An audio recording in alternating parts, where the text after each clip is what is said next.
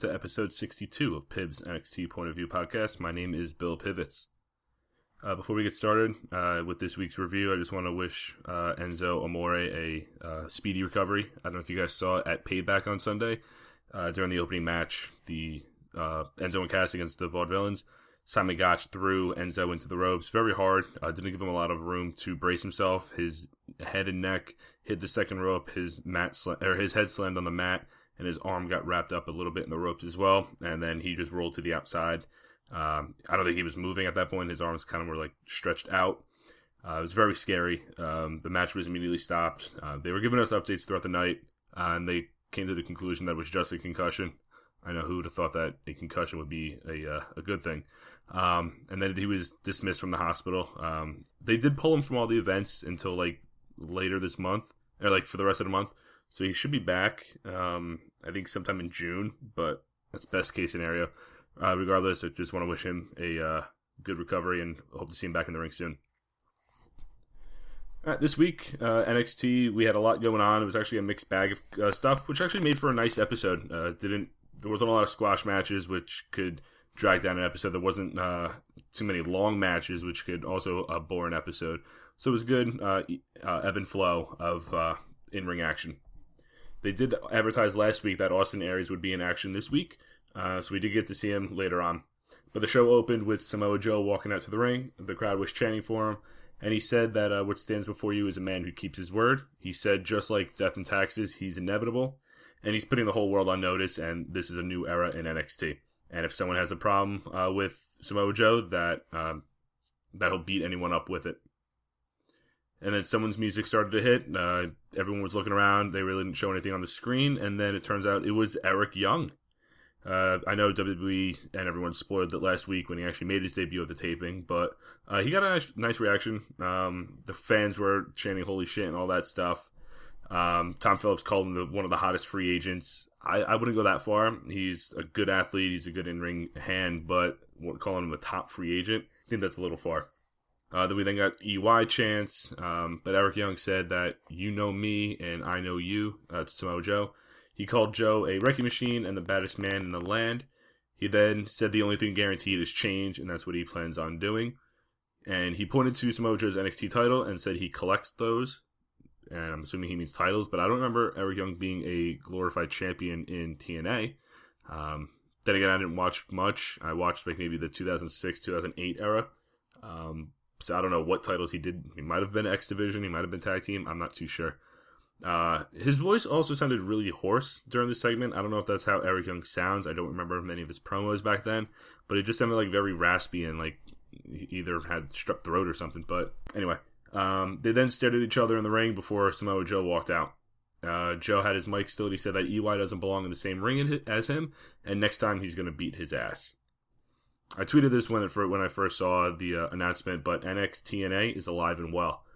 I listed a whole slew of superstars. We have AJ Styles on the main roster, Samoa Joe, Austin Aries on NXT. Bobby Roode was shown at TakeOver. James Storm had a brief appearance in NXT for a few weeks. So I don't know who else that they're going to bring in. Rhino came back. The Dudleys came back.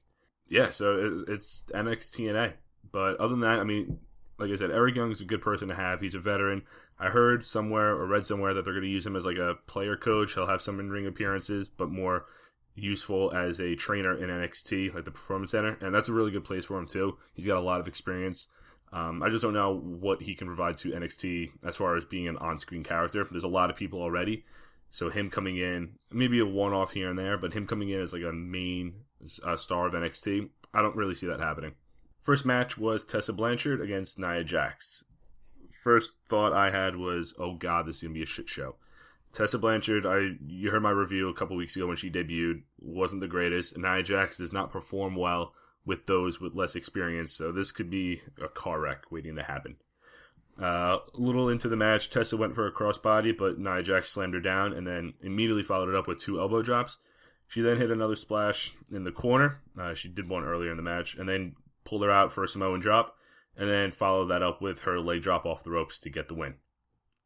Yeah, it wasn't the most exciting match. Like I said, it was a squash match. I just need some sort of development from Nia Jax. She's broken out a little bit with her partnership with Eva Marie, but as far as being on her own, it's the same old, same old. She really doesn't cut many promos. Her in-ring style is very limited based on her size. Not that it's a bad thing. They could definitely work with the David Goliath kind of format, kind of like what they did with Bayley versus Nia Jax. But as far as her solo stuff without a championship on the line or competing against a top NXT woman, it's very limited, and I'm not enjoying it. I kind of want to see a little more from Nia Jax. Tom Phillips then said that No Way Jose will be in action later tonight, and a Camp WWE ad played. The reason I mentioned that, I usually don't mention the ads, it's because I did check out the first episode. I enjoyed it. There was a little, no pun intended, but a little campiness to it. But some of the stuff was really hilarious. Ric Flair was probably the highlight. Vince McMahon was pretty good as well. I liked the interaction he and camp counselor Triple H had. But I'll definitely check back in whenever episode 2 is released. Second match was Ty Dillinger against Austin Aries. Dillinger took Aries down and did his 10 taunt, and he later caught him with a nice backbreaker off the ropes. Aries was on the apron and clapped the ears of Dillinger and then hit a senton from the apron to the outside. Hit a senton from the apron to in the ring. He then followed up with a corkscrew plancha to the outside. He then followed it up with a neckbreaker between the ropes. Dillinger cut him off with a big boot and then hit a nice Death Valley neckbreaker for the closest near fall I've seen Ty Dillinger get, and that would have been a huge upset if he were to get that win. Dillinger was pulling his knee down to go for a running knee, but Aries connected with the discus elbow and then a dropkick before winning with the 450 splash. It was a really good match. I really don't have any complaints. I was surprised at how much offense Ty Dillinger got. I wasn't expecting that. I wasn't expecting a squash, like a one-sided match, but I wasn't expecting him to get that near fall. It was really well done. Some of the fans and even me, I believe that he was going to win that match. But other than that, like I said, it was a good match. Aries kept his composure, got the win. I wasn't expecting the 450 splash either. He's been winning his matches with that discus elbow, so him following that up with the 450 made a nice impact. Again, no pun intended.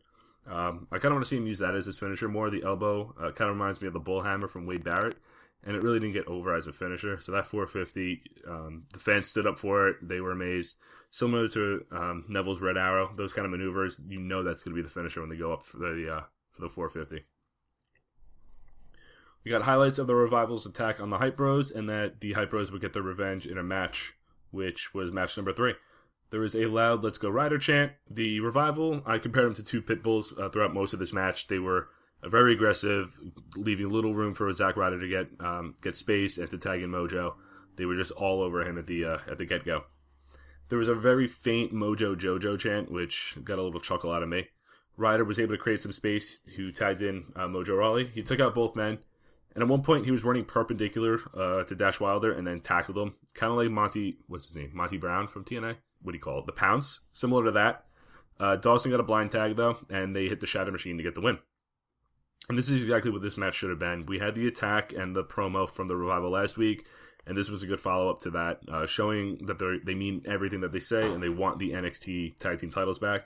If they would have lost here, that would have thrown everything out the window. I'm just surprised they gave the Hype Bros all these wins leading up to the last couple months, and then they just get buried like this.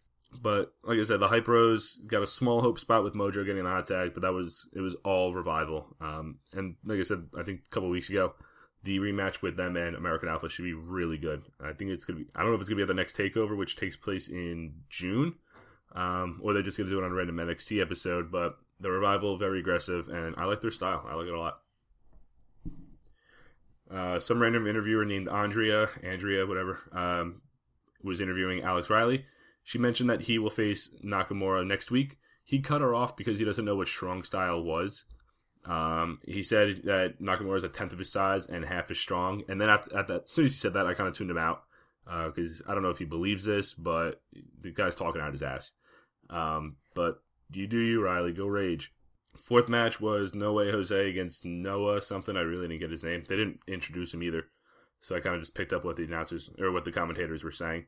The crowd was actually behind Jose big time. But then he quieted the crowd down with a hammerlock and a rest hold. Yeah, when the crowd's behind you, you really don't want to quiet them down. You want to just keep the momentum going, keep it exciting. You don't want to have the crowd just sit on their hands waiting for something exciting to happen. Jose landed some punches and chops. He then hit a nice right hand with the pitching windup, and then a full Nelson slam to get the win. I really wasn't into the match, but at least a Full Sail crowd likes No Way Jose, right? The interviewer, Andrea, congratulated Austin Aries for his recent success. He congratulated her on looking nice. He called himself the perfect 20.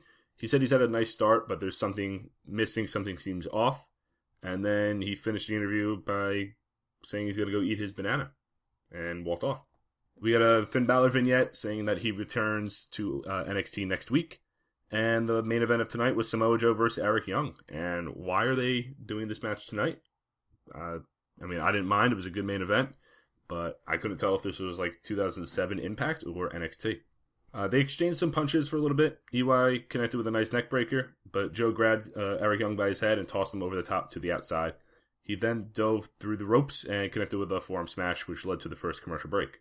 A little later, Joe caught EY with an enziguri in the corner. He connected with his atomic drop, big boot, senton combination. Young tried building some momentum, fighting back, but Joe cut him off with a big elbow to the face. Eric Young was able to take Joe down. I think he landed a drop kick. I missed this part. And then he connected with a delayed suplex. He then connected with a diving elbow for a very good near fall. Joe slammed Young from the corner with one arm, slapped him across the face maybe 10 times, and then hit the muscle buster. Wasn't enough there. He locked in the coquina clutch to get the win. Joe refused to let go of the hold. The ref began counting for the DQ, but he let go at the count of 4. Very good main event. Very good for Eric Young's first match in NXT. Granted, these two have faced plenty of times in the past, so they're familiar with each other. But Eric Young is not familiar with the WWE style. Young, I compared him to Sami Zayn, not as far as talent, but as far as his character. He's that underdog that everyone wants to get behind to get the win. That definitely was the case in in TNA. Everyone wanted to cheer him, Super EY, all that stuff. And they were behind him here, and it definitely helps that Samoa Joe is a complete badass and gives no shits about what he does in the ring. So seeing EY, or hoping for EY trying to conquer that beast that is Samoa Joe, made for a really good dynamic in this match. Young got some nice offense, a little bit of a comeback, but obviously the champ was going to go over on this one. Now, like I said at the beginning, it was a very eventful episode. A lot of good stuff, some bad. I didn't care for the Nia Jax match. What else did I not care for? The No Way Jose stuff, I'm kind of over that. It's another dancing gimmick that's not going to go anywhere. It's an NXT thing, because if he goes in the main roster, the crowd's going to shit on him there. But yeah, the Revival stuff, I like it a lot. They're doing really good things, and they're probably my second favorite tag team in NXT right now. All we got advertised for next week was Finn Balor's return, so it should be interesting. Alright, guys, follow me on Twitter at bpiv_sports, and if you don't mind, rate, review the podcast, iTunes. I post it on YouTube as well. You can listen there. Also, Podbean, or wherever else you guys listen to your podcast. I'll check back next week. Peace.